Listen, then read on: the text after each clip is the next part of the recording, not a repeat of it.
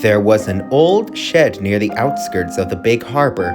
It had remained there, alone and still, for as long as any of the railway staff could remember. Every day it was passed by the bustling engines working on the railway, but none ever stopped to look. Thomas, though, was always curious about it. He would go by on his way to the port and only ever saw it for a few seconds. The shed looked like it had been abandoned for years. The brick walls chipped, cracked, and all color drained from it. The windows were probably smashed. Thomas couldn't know. They had been boarded up with wooden planks. The shed door, too, that was all Thomas was able to see before he left his line of sight. How strange, he would think to himself. Why would anyone go through so much effort for just a little shed?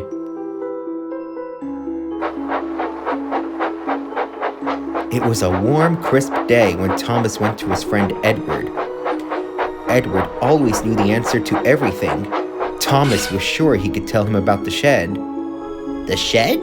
The older engine pondered for a moment, as if trying to recall something crucial. Ah, yes, Thomas. I think it's best to forget about that shed. There's no good coming from knowing more about it. Thomas was taken aback by Edward's seriousness, his eyes dark as if he had remembered something terrible. What's so wrong about an old shed? The tank engine pressed for an answer. There was no reply.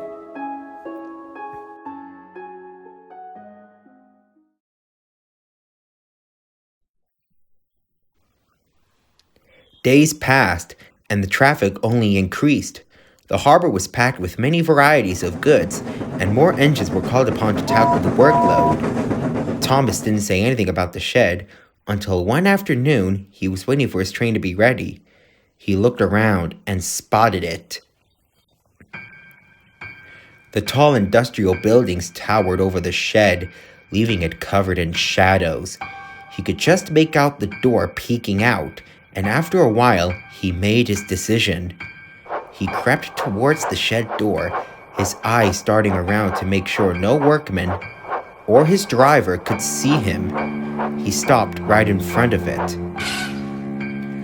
Much like the windows, the shed door was boarded up, but he noticed a small crack in the door.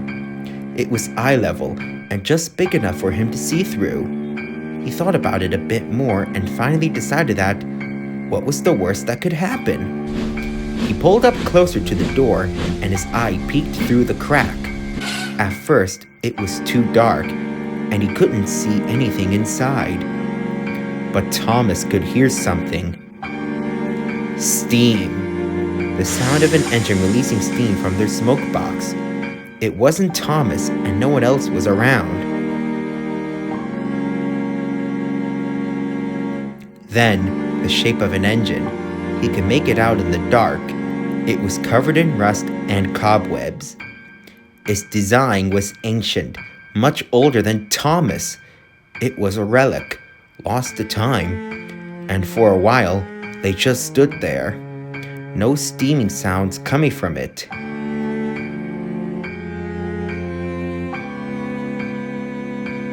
Then, breathing. Heavy breathing.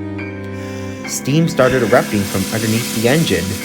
Thomas swore they were trying to say something. Startled, he reversed swiftly, backing away from the shed, back to the port.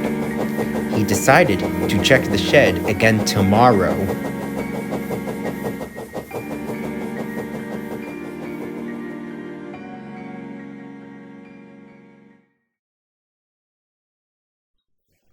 The second day, the harbor was even busier. Thomas was so distracted by the busy atmosphere that he almost forgot to check on the shed again. It was only when his driver and fireman had a break for lunch that he spotted the shed once more. The sun was up higher and it hit the jagged rooftop. He slowly moved towards the shed door and peered through the crack. There was no dusty old engine alone in the shed. In fact, Thomas didn't see anything. All he could see was red. Thomas was confused and wondered why he couldn't see the inside anymore. He decided that someone had caught him peeking and covered the cracks so he wouldn't do it again. Disappointed, he moved back to his original place and spent the rest of the day at work.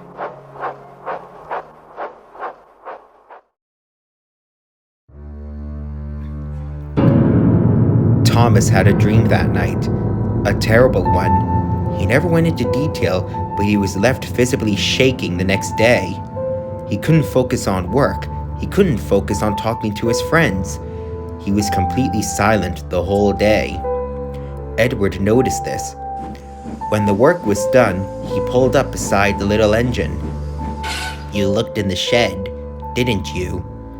Thomas said nothing, but his eyes slowly turned to Edward. He knew the answer. "Did you see what was inside?" Thomas looked down and for the first time that day spoke. "What was that engine?" Edward sighed and cleared his throat. "She worked on this railway before I did. They say she was brash, but always got the job done. She helped her railway run like clockwork." He paused once more. "And then what happened?" Thomas pressed. "Fuel tanker. She was caught in the blast, practically beyond repair. But it didn't kill her. No, they left her. In that shed. For years no one came. She grew bitter, resentful, up until her very last day." Thomas took a deep breath, his eyes fixated on the ground. "Was that her? Did I see her? That engine?" Edward stared at Thomas with pity. "There's only one way to know. Her eyes." "Her eyes? So help me, it's not right. Her eyes. What's wrong?" "No pupils. They're just red. A bright, bloody red." Thomas never looked at the shed again.